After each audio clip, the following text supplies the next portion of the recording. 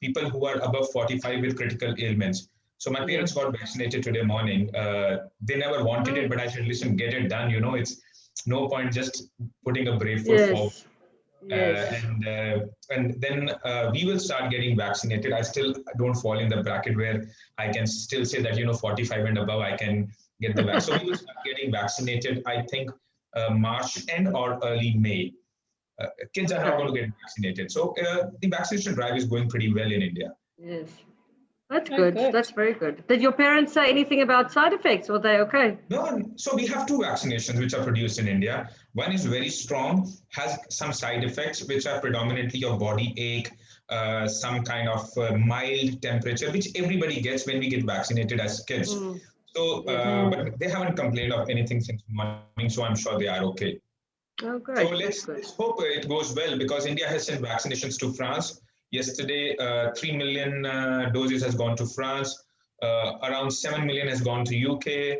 Nepal we've sent around 2 million. Maldives around, I think 500,000 to Maldives. Mauritius gets 1 million as well. Sure. Well, that's fantastic. Yes. Yeah, so I'm also thinking we'll probably be towards the end of the year. I think so. Obviously, they've only just started.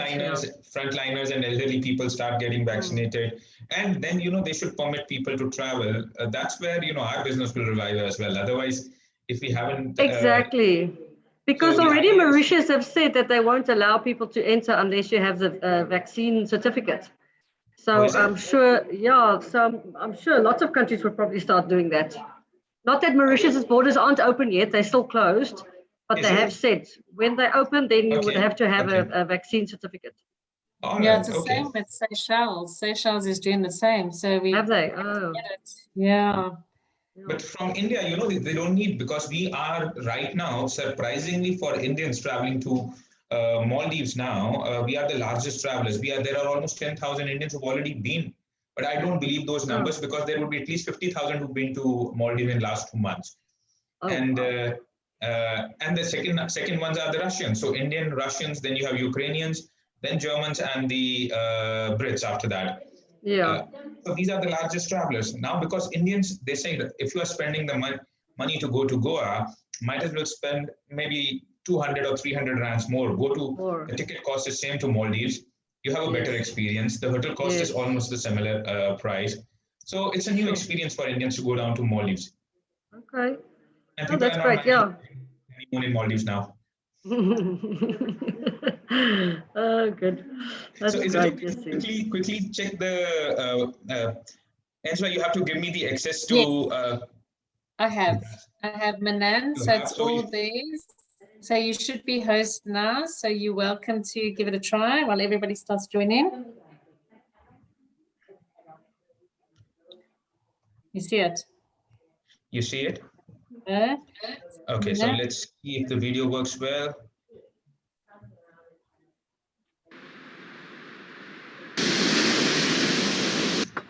Is it audible? Yes. Yeah. Oh, yeah, it's working, Manan. So we'll just put this on mute for a while. Okay, so just let me know when to start. We still have some time. Yeah, we still got some time, so people are still joining. So yeah, I'll come back to you in a few minutes, Manan. Yeah, and you know what? Again with Sri Lanka, what happened in last 3 days was there was a lot of confusion with what is happening in Sri Lanka.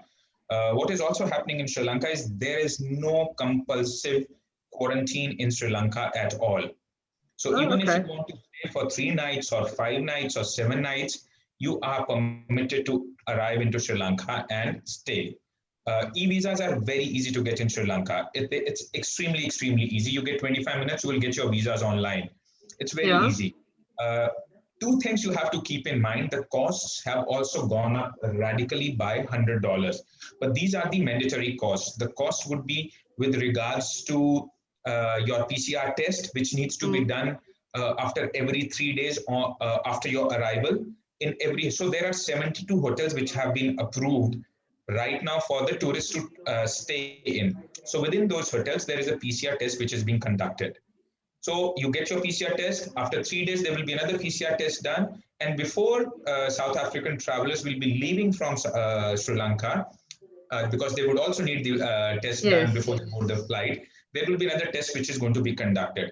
So each test is going to cost them around $20. So in the local currency, so they have to be aware of that.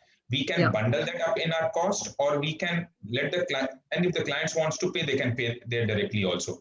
There is also mandatory compulsory cost which has come into play. Sri Lankan tourism, they are very, very advanced. They are good in what they do.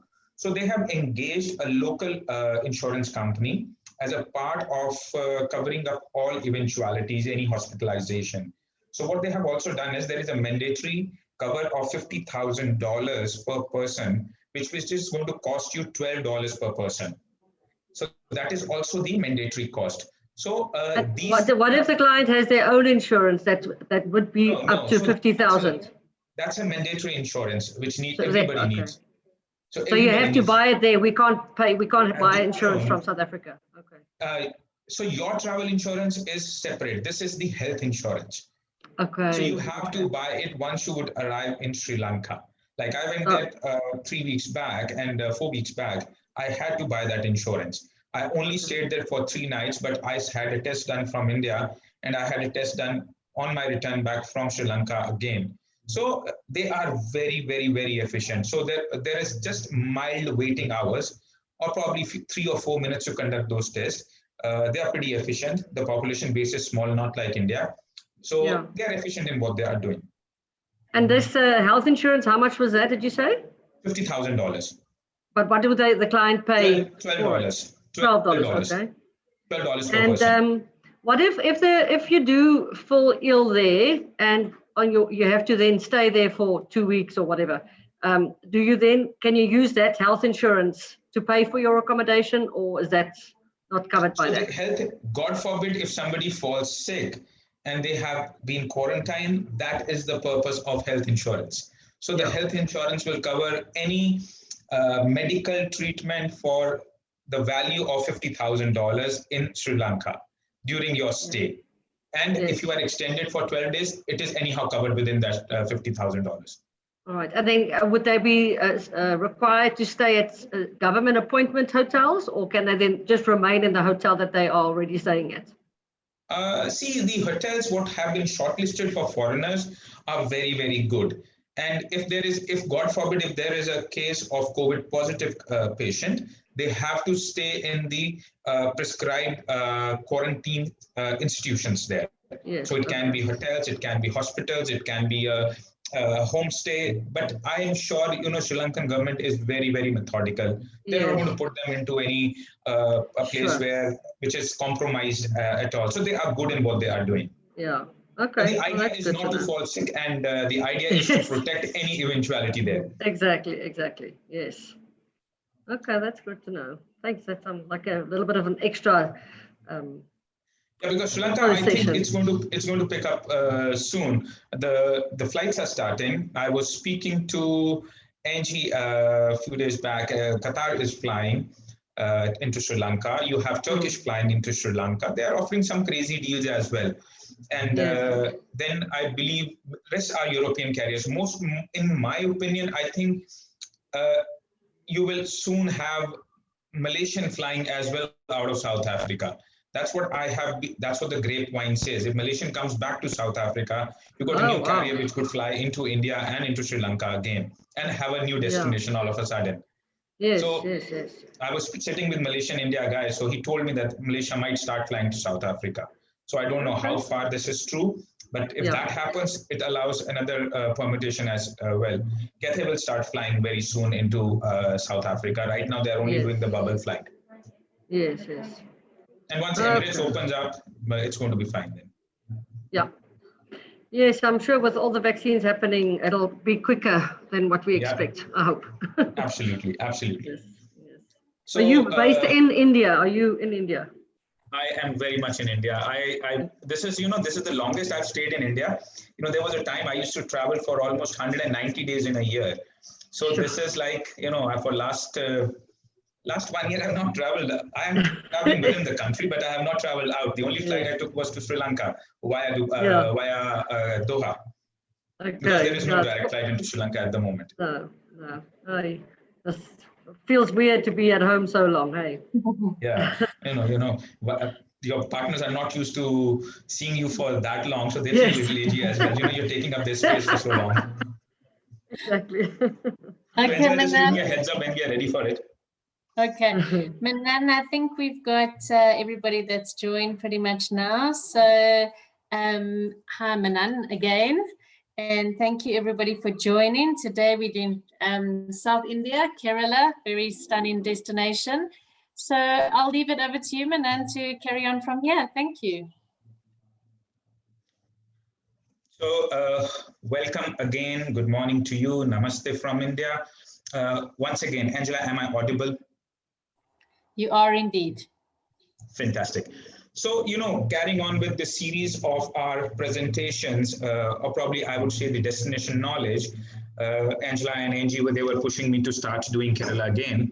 While some of you might have seen these slides or seen these presentations before, but it's always good to get refreshed with the destination, and especially what the destination has been up with the current COVID protocols.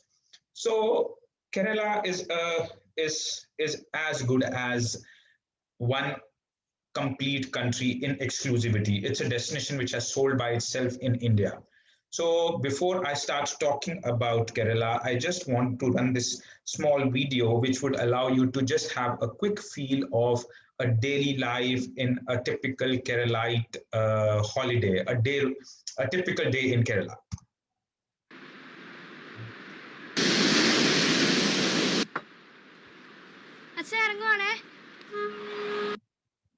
Oops.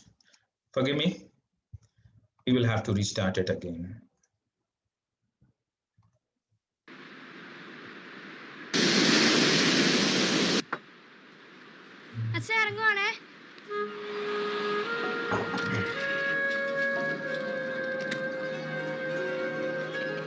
To believe in fearless minds and tireless feet, to brave the raging seas every day and walk side by side with hearts that beat in time with the waves.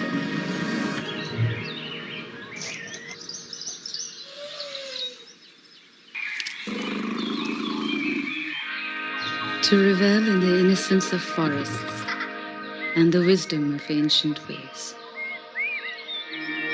To find answers in the mystery of mountains and strength in free, soaring lives. To go with the flow along slow-moving canals, to find deep journeys in little country boats. Nice to meet you. I'm from France. To catch the drift of conversations under quaint log bridges and discover close-knit lives on distant islands.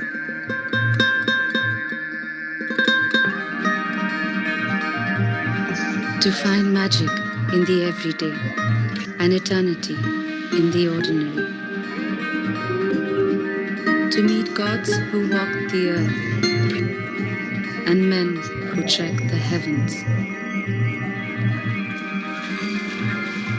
To speak with no words, to listen from the heart, to be one with the trees, the skies, the earth, and celebrate every living thing.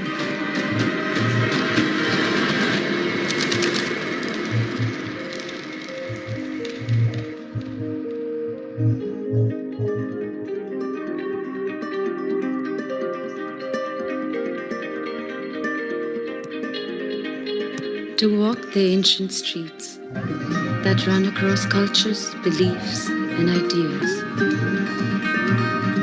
To open wide the mind and watch the different colors seep into each other.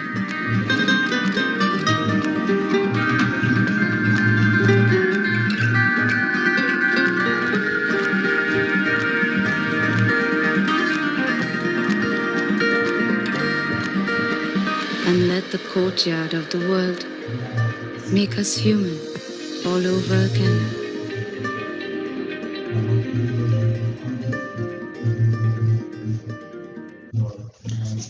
So welcome to the God's own country. So Kerala is known for some of its unique cultural and geographical characteristics. The practices, the traditions are handed down from generation to generation, alongside all the wonders what the state and the entire state of Kerala has to offer. The state is definitely blessed with a lot of wonders, which we are going to cover in our subsequent slides. From the ancient healthcare system of Ayurveda, which you all must be aware of, to stunning hill stations, diverse wildlife, and Kerala has a lot to offer. Flanked by the Arabian Sea on the west, and then you have the towering Western Ghats. So this is Arabian Sea. So Arabian Sea is on the west, and towering Western Ghats are on the east. So it is again naturally blessed. It has got 44 interconnected rivers and a very unique geographical setting. A long shoreline which starts from Bekal in the north and ends up in Thiruvananthapuram. This may be a tongue twister, but to make your life easy, this is Kovalam. Kovalam beaches, which are very popularly sold in South Africa as well. So it's a 580 kilometers of the coastline what Kerala has. Most of these destinations, so please have a look at the map carefully, because we are going to talk about this. So all these destinations, charming destinations, are 2 to 3 hours drive from each other, a single advantage which no other place in the world has to offer. So the best time to come down to Kerala, I would say it's pretty much a very equable climate year round. The average temperature is between 28 to 32 degrees throughout. July to September are the monsoon months, but that's the best time to enjoy Ayurveda. That's the best time. And then we get receding monsoons in winter, especially in November and December early. So for 10, 12 days, there are receding monsoons, which are not like it doesn't rain incessantly, but part of Kerala, especially the highlands, will be expecting some kind of rains.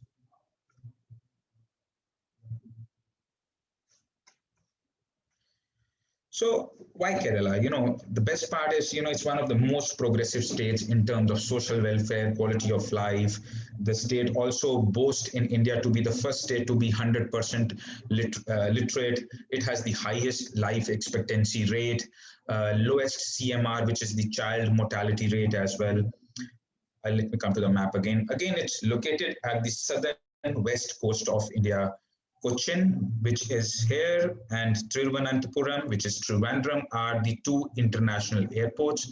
The drive time between two international airports is 5 hours. So you can either arrive into Cochin, you can fly out of Trivandrum, or you can fly into Trivandrum and fly out of Cochin. So you have these multiple options of probably entering into the state of Kerala.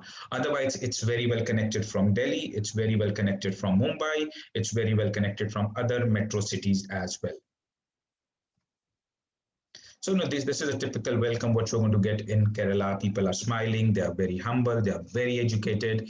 Everybody is going to be speaking English. So now covering up to the highlights of Kerala.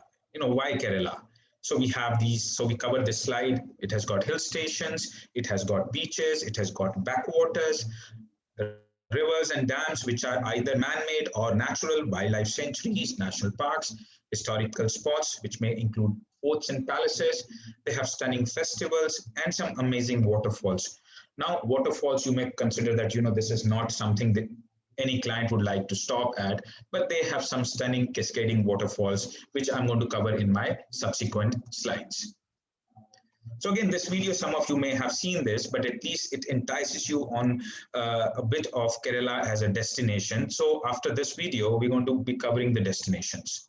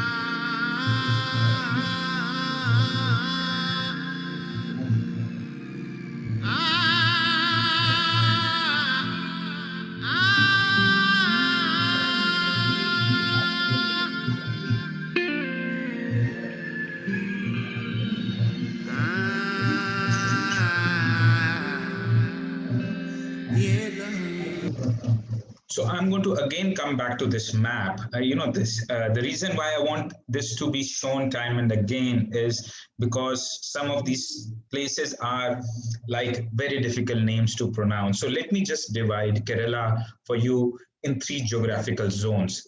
So you have the highlands, which slopes down from the Western Ghats. So these are your highlands. On the east, these are the Western Ghats, which are your islands. Then from the highlands, you actually come towards the midlands. So which are your tea plantation. So these are your midlands, which are your tea plantations. And then it would lead you to the hill valleys and the backwaters here.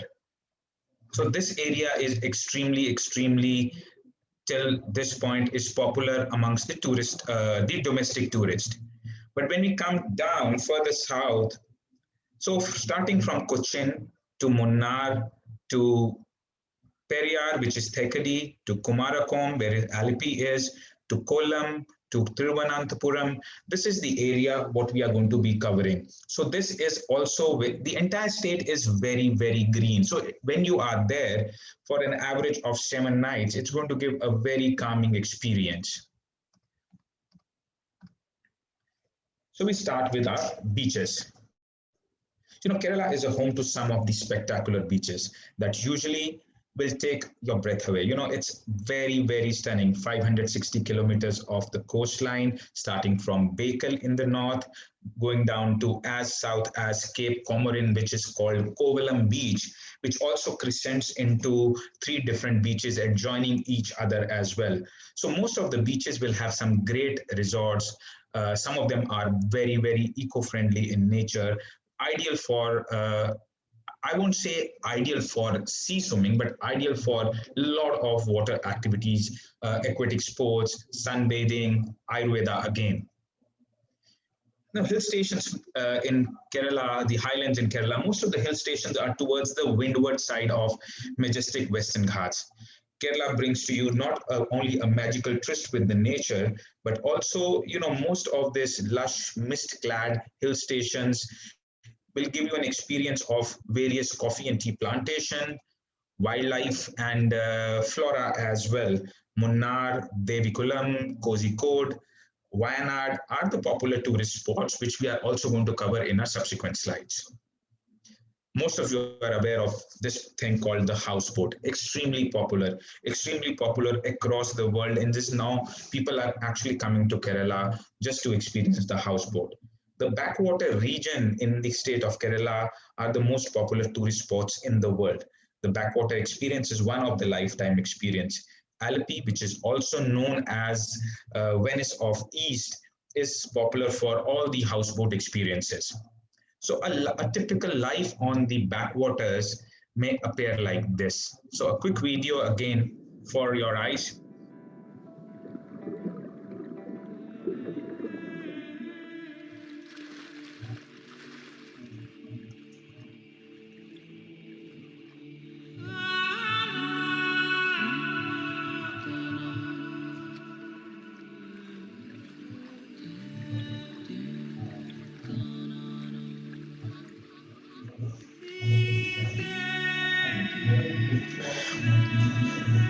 So all these canals were once used as the mode of transport.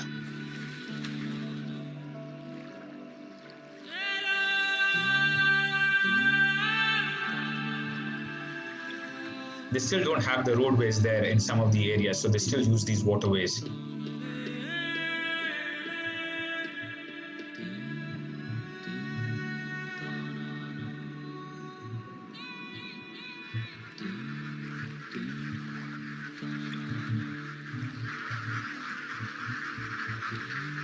A typical sight at a sunriser and a sundowner.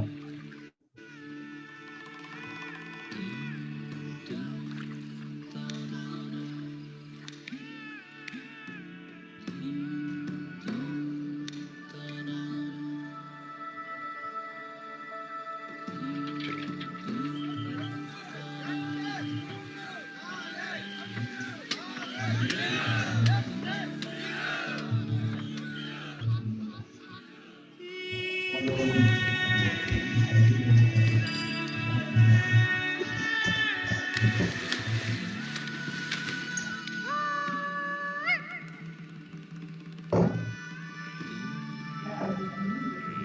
most fascinating water world on Earth, the Great Backwaters, Kerala.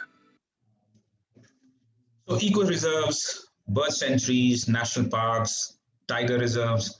So there are a number of popular wildlife sanctuaries in Kerala, having exotic and very rare species of flora and fauna. There are 14 wildlife sanctuaries, 2 tiger reserves, and has 6 national parks containing protected species of Indian sloth bear, lion-tailed macaque, which is extremely popular. So these are the lion-tailed macaques, Indian bisons, Nilgiri tahar. Nilgiri tahar is usually available at the rocky side of the Western Ghats. So we don't have the big fives you would have, but still there are Asiatic elephants, the wild boar, the Indian bison. So Kerala has their own set of their big fives. The national parks, Kerala also has one of the oldest national parks in the country called the Periyar National Park, which we are going to cover in our subsequent slides. It's also popular for having numerous waterfalls. These scintillating cascades are famous picnic spots. These days has become extremely popular for all your Instagram and Facebook pictures.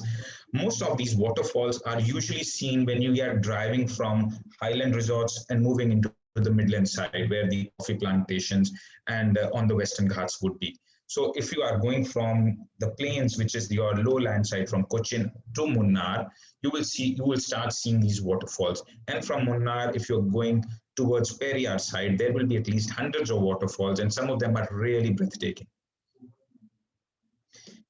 Everybody's aware of Ayurveda, but it's just not about rubbing the aromatic oil on your body and giving you some pressure massage with feet.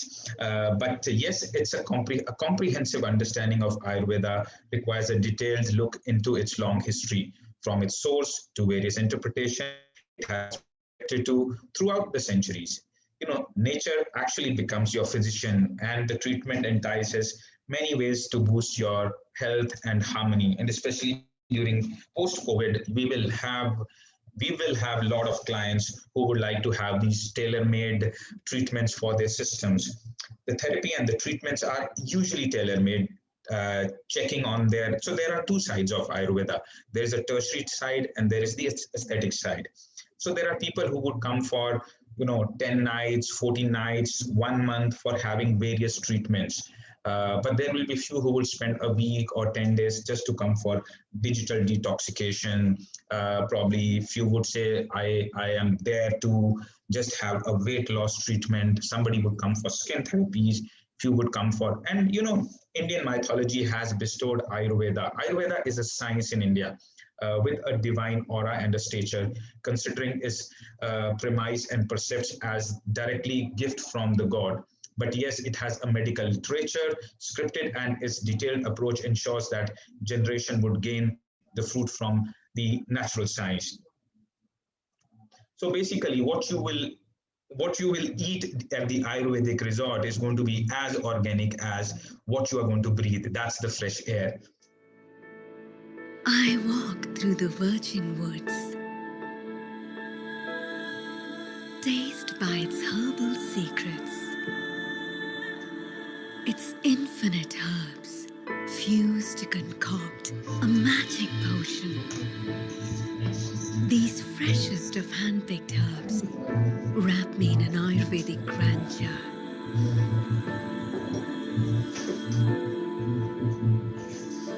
It stirs my whole being, awakening me.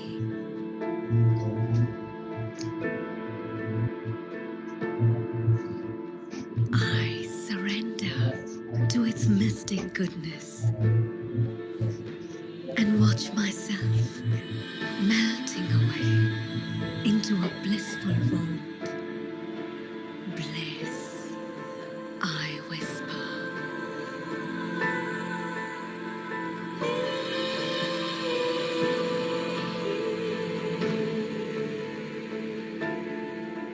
As I mentioned, that it's not about just putting the oil on your body. It's about a state of social, mental, physical, emotional well-being. So in time to come, you will certainly be getting a lot of these requests for Ayurvedic holidays. I will be sending few programs across to the product team, especially I will send it to Angie with regards to a typical 7-nighter, 14-nighter, and 21-nighter health-related programs, which can be tertiary as well as aesthetic. So again, I'm going to again come to this map. This is a bit more, I've just copied this map from somewhere to make it convenient for you. So Cochin becomes your main gateway here. Either Cochin or this point in south called Trivandrum, this becomes your main gateway. You can take, right now it's only Qatar which is flying and Turkish which is flying into Kerala. So from Cochin, you can go to Munnar. Munnar is a tea county and a hill station. From Munnar, you can come further south to Thekadi, which is also known as Periyar. From Periyar, you can drive back to Alleppey, where the houseboats are. From Alleppey, you can go to Kumarakom, which is extremely popular. If somebody wants a beach, they can go to Varkala or they can go to Kovalam.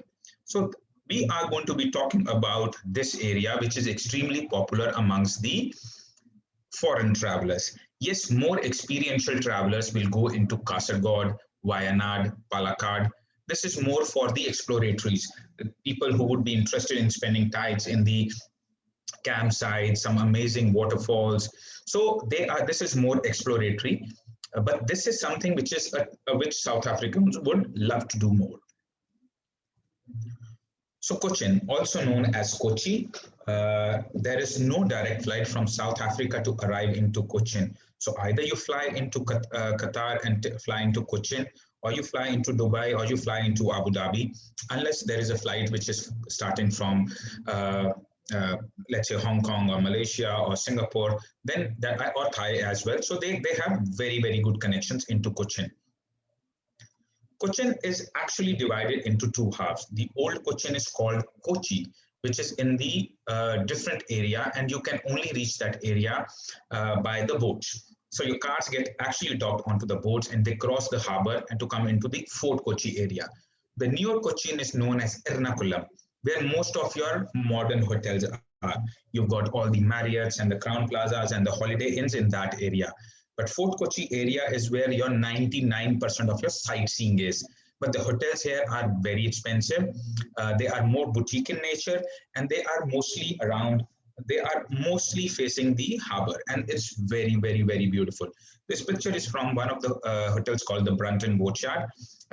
It used to be a boatyard before, so every morning and evening you will have those boats, you know, bypassing your windows as well. So, you know, a typical Cochin, this is the most popular site of Cochin city, called the Chinese fishing nets. They bring the fishing nets down in the evening because of the high tide, and they will bring that up in the morning because with the fresh catch, and then fishermen will come and start selling their catch as well. Cycle ride or a leisurely walk is the best way to discover the historic Kochi area. Once an obscure fishing village that became the first European township in the country. So it was the first European township in the country. Fort Cochin history will actually, you know, it will amaze every traveler if they are in the Fort Cochin area. So this picture is of the Jewish street. So Jewish street will always tickle that nostalgic bond in every traveler. As they stroll through the street, there are always something that triggers a very mellifluous trip down the memory lane. Most of these antique sellers who are probably the last generation, let me put that, of the Jews living in India, they will start having a chat about their lives and the colorful reminder of once a very strong community, but currently whose numbers are being dwindled considerably year on year. With the famous Paradesi church here, or Paradesi synagogue, and a Jew street, Kochi is the best place in the subcontinent to experience the Jewish culture. Most of the Kochi tour is by foot or by cycle. So if you are actually in Fort Kochi area, if you have more FITs, I will recommend strongly to stay in Fort Kochi area, because these are the places where clients can actually walk through the entire boulevard by the coast or by the harbor and spend some amazing time in Michelin star restaurants there, or a fine dining restaurant, or even a local restaurant which will serve the local catch on daily basis. Airport to hotel in the New Kochi area, which is Ernakulam, will take 1 hour, but airport to hotel in the Fort Kochi area will take 90 minutes. Kochi is usually recommended for a leisurely traveler, a minimum of 2 nights stay. The hotels you will have multiple job options of staying in Kochi hotels. So it's a great city, major gateway. 2 nights on arrival, unless you have an early morning or a late evening flight, I would only recommend 2, or maybe a leisurely travel 3 nights. Otherwise, 2 nights are good enough for Cochin. So it has got some stunning history about the Jewish culture and the Travancore kingdom, because Cochin was a part of Travancore kingdom. So from Cochin, we move towards Munnar. Cochin to Munnar is 108 kilometers, 3.5 hours drive by car, 4 hours to 4 hours, 15 minutes by the bus. Munnar is again, it's a hill county. To reach Munnar, you would actually be passing through a lot of these cascading waterfalls, breathtaking views. Munnar is still one of the most sought after honeymoon destination in Kerala. The hill station is located at 1,700 meters above sea level. This was also the house to the erstwhile British government. This was basically a summer resort to the erstwhile British government in Kerala. You know, they have got sprawling tea gardens as well. Most of these tea gardens are also offering some great accommodation, very popular amongst the travel connoisseurs from UK, France, US, who like to stay in these tea estates. So these would be like your vineyard accommodation in the Cape area, where you are actually staying in the vineyard and staying in some amazing 4 or 5 bedroom villas. So similarly in Munnar, they have similar kind of accommodation. The reason I have put this flower here is, Munnar also has some exotic flora throughout the grasslands. This flower is called as Nila Kurinji. So Nila means blue. So after every 12 years, this flower blooms. Next blooming is going to happen in 2030. So the flowers actually bathe the entire hills in blue. It's mesmerizing. Munnar also, you know, as a place, it is also having the highest mountain peak in the south of India called Anaimudi. This is 2,695 meters high. So while you are in Munnar, you can do a nice walk. You can visit the tea plantation, be by the fresh streams, the way this lady and one of our tourists is sitting. Visit various birding areas where you can see some of the very typical species of birds. They don't get migratory birds, but yes, the place of Munnar has its own species of 37 different very unique native birds as well. So while in Munnar, you can do nature walk, you can visit the tea factory, you can visit the top station, which is the highest point in Munnar. You can also visit a dam called Malupeti Dam. So this Malupeti Dam is right now a conservation site for the Swiss research workers as well, with regards to the ecosystem there. Recommended stay. See, South Africans will not stay more than 1 night. That's my experience, because second night they start complaining because it is more to do with nature. But again, our experience has been very typical with the ethnic travelers coming from Durban, not with the clients from Cape Town or Joburg who may like to experience more. So I can be wrong, but yes, recommended stay is 1 night, because hotels here are also expensive, so which builds up the cost of the package. So Periyar is also known by 2 different names. The traditional name is called Thekadi, but Periyar is the name given to the wildlife park. So the town has become popular as a wildlife reserve, also known as the Periyar Wildlife Sanctuary. It is spread around 750 square kilometers of the Cardamom Hills. So one of them, again, when you talk about Periyar, so Munnar to Periyar is approximately 140 kilometers. So when I say 140 kilometers, it will take almost 4 hours to drive down to Periyar. And this is 190 kilometers from Cochin. So on your way back, it is going to be 6 hours to Cochin. But from Munnar to Periyar is going to be 3.5 to 4 hours of an amazing hill drive. You are going to be passing through some stunning, breathtaking views of the tea county, completely mist-clad roads, and everywhere you would like to stop and take some pictures. So the sound of Periyar or Thekadi, it conjures your image of the elephants, endless chains of hills, spice-scented plantations, which would be all your spices. So this is a spice county in Kerala. The town also nests beautiful trails of treks, cycle rides, mountain walks, and also one of the oldest tiger reserve in the country, also known on which the name is now as Periyar. To explore the wilderness, tourists will have two options, either to do a cycle ride or to do a boat ride. Boat rides in Periyar is the best way to enjoy the wildlife. But if tourists are more adventurous in nature, they can take a bamboo raft and row while the wild is watching you.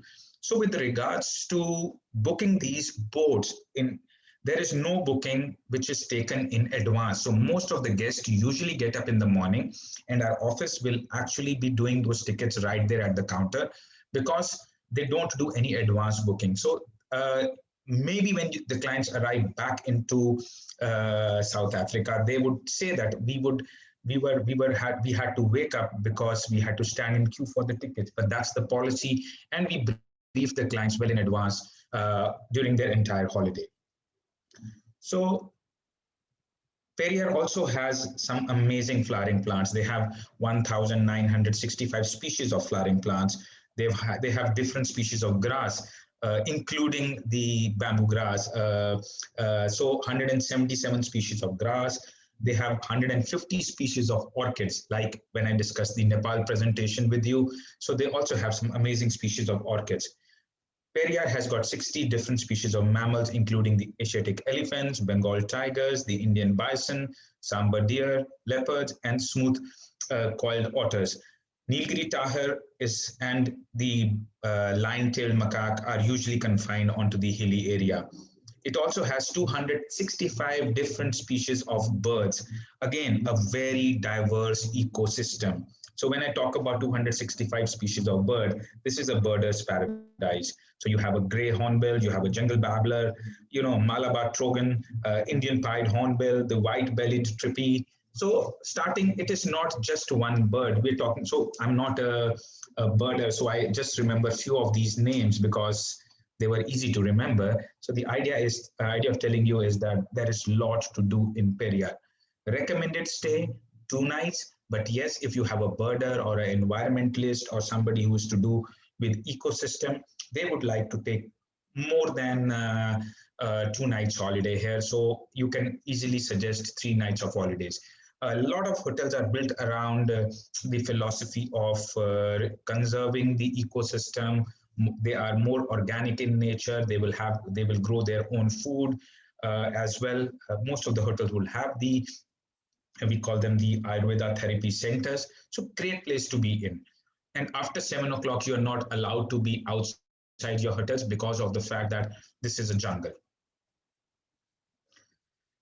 So no guesses on understanding that what this picture is all about. So we have come down to now from Periyar to Kumarakom. So Periyar to Alleppey is a place called Alappuza, or Alleppey is also known for Kumarakom. So Alleppey is a place where actually people take this boat jetty. So from Cochin to Alleppey is a 85 kilometers drive. So you can either do Cochin to Alleppey, or if you're coming from Periyar to Alleppey, it is 125 kilometers drive. So if you're on the car, it will take you 3 hours. If the clients are on a bus, it will take them 4 hours. So mostly referred as Venice of East. The history of Alleppey is very, very stunning. It enjoys a great place in Indian maritime history as well. So these are the houseboats what your clients usually ask for. So today Alleppey is also known for boat race. You saw the video with the boat race as well, backwater holidays, which are extremely popular, coir industry and maritime products. Houseboats in the local terms. So these houseboats in the local terms are also known as kettu vellum. Ketu means this. So this is a dwelling structure, which in the olden days they used to cover this ketu. Vela means the boat. They used to cover the boat with this ketu to cover over all the wooden hulls, which used to carry tons of rice and spices. So this is a very unique thing in Kerala. This lady runs a mobile tea stall, and if you are on a boat ride, or if you are on a day cruise, or even an overnight boat, you are sure of encountering this amazing smile. This lady sells some amazing fresh masala tea on this boat. So while you are there, fresh air is just essential for your recovery. This is something, especially now these days, we're talking about fresh air. Kerala has got plenty of these options to offer you fresh air. These are some unique, stunning locations where a honeymooner or a couple can enjoy a private dining within the resorts in Kovalam, in Kumarakom. So Alleppey, the boat ride starts from Alleppey, and either you can do a boat ride or you can stay in some amazing hotels in Kumarakom who will offer a gratis boat ride either in the morning or in the evening. So boat ride, it is also important for you to know that your boat ride, it is not that it is sailing throughout the day. Most of your clients will board the boats later in the evening around, let's say early evening around 4ish, and the boat gets docked at around 8 o'clock because you are not allowed to go to the high sea because these boats cannot take the strong waves. So they get docked, and and that's where overnight happens. The next day morning around 9 or 10 o'clock after a sunrise boat cruise, they come back to Alleppey. So that is the boat ride for you. Most of the boat rides are all inclusive. You have a basic boat, you have the luxury boats as well. You have the cruise liners also sailing in the backwaters. But my recommendation always have been stay in a good hotel in Kumarakom, which will offer this kind of an experience of a unique paddy hut dining. Most of these hotels will give a gratis boat ride experience either at a sunrise or at a sundown. So to have both the experiences, my recommendations are always to stay in Kumarakom. Kumarakom, while the boats are usually one night destination, Kumarakom can be easily recommended as a 2 nights destination. Great place for honeymooners, exotic locations. Most of the hotels, you have to reach your rooms again like these boats. So it's a different experience altogether. So from Kumarakom, I'm coming down to further south to Kovalam. So Kovalam is also popularly known for its beaches, Ayurveda resorts, and Kovalam is just 16 kilometers from the Trivandrum airport. So Trivandrum is the capital city of Kerala. So Trivandrum has got some great temples, great history, great fortresses, and then it's a part of your day tour. But then when you are in Kovalam, you may not like to go to Trivandrum for a day tour. So we usually keep this as an optional trip to be sold while clients are in Kovalam. So beach locations recommended for 3 nights. So it can be always sold as 3, 5, 7, or 3, 4, 5, 6, 7 nights as such. So there are multiple leisure options on the beaches. You've got plenty, which are plenty and diverse. Life on the beaches it usually starts a little late, but ends up also a little late.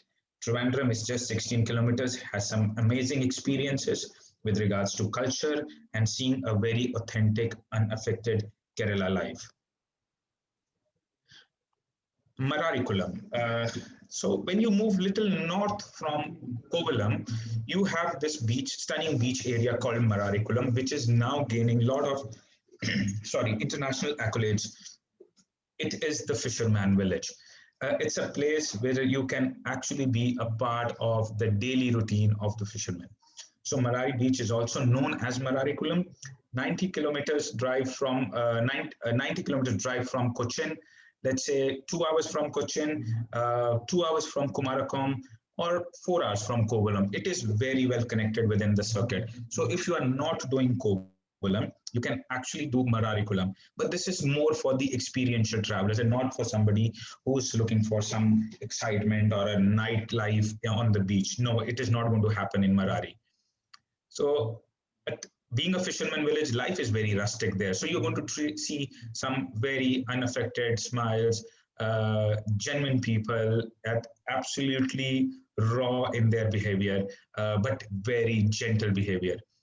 You can also be a part of this fisherman boat in the morning when they go for the fresh catch every morning. So you can, this is a 2.5 hours of experience which is conducted keeping in mind all health and safety protocols. We don't permit any of our clients to go without the life vests as such, and they don't go deep sea. They just go for a 1 hour of an excursion just around the hotel area on the sea. This is the only place where you can actually interact with local. You can interact the way they're doing their farming, the way they're doing their local stuff, the way they are making their tea, the way they conduct their clean their fishing nets in the morning. It's a very, very different place altogether. You know, besides the boat cruises, there is also a cruise liner. This is not a houseboat, this is a cruise liner, 8-bedroom cruise liner run by Oberoi Hotels in the Vembanad Lake. So you have the options of 2-day cruising and a 3-day cruising.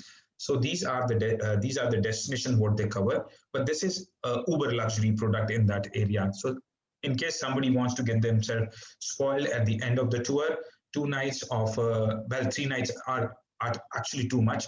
2 nights of a recommended boat cruise on Oberoi Vrinda is absolutely stunning. CGH hotels are called the casino group of hotels, or they maintain a clean, green hospitality.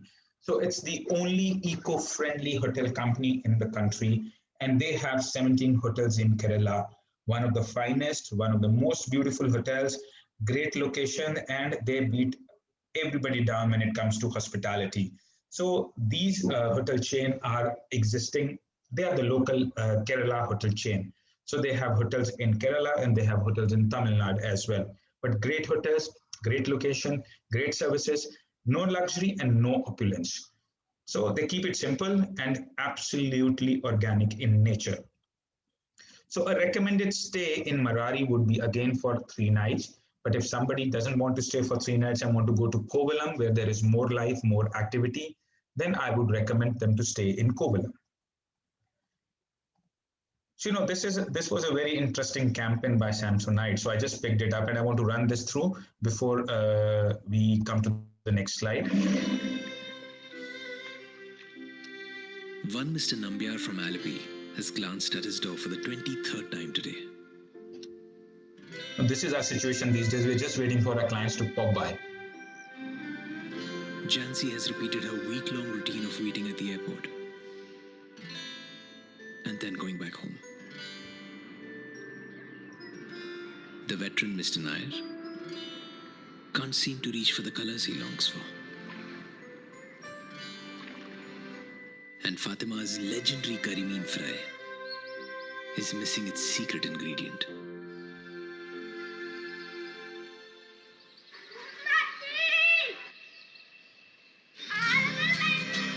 So this man is saying that, okay, when the guests Because are every arrived, great dish needs a foodie. Just like an artist needs an audience. Like a driver needs a destination. And after all these difficult weeks, what Kerala really needs is you.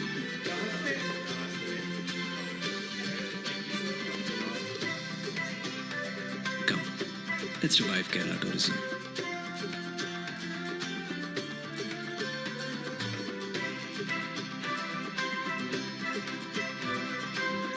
Kerala is open. So that was a little bit about Kerala from my side. Kerala is open for all the domestic travelers in India and all the expats living in India. Unfortunately, we don't have too many flights coming from South Africa, but anybody who is coming on the bubble flight, they are also visiting Kerala as such. We haven't had any client who would have been there in last 4 weeks of us receiving guests. So we are also waiting for our customers to come by and start going to Kerala. The state has absolutely unique things to offer. And now I am open for any questions which you may have. Thank you, Manan. That was excellent. What a beautiful presentation. I'm sure there must be some questions. Does anyone have anything to ask Manan?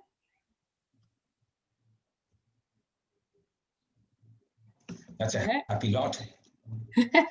Looks like you covered it all, Manan. I did not cover the Ayurveda deliberately because it requires a different session altogether.